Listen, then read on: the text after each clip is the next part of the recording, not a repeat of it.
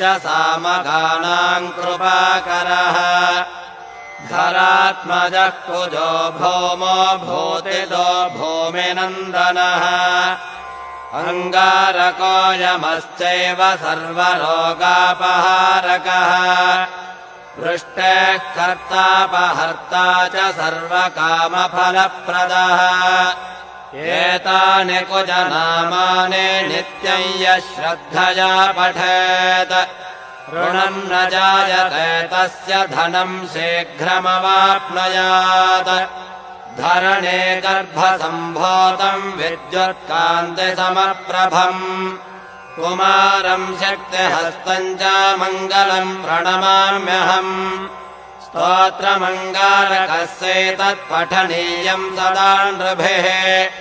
तेषाम् भौमजापेडा स्वल्पापि भवति क्वचित्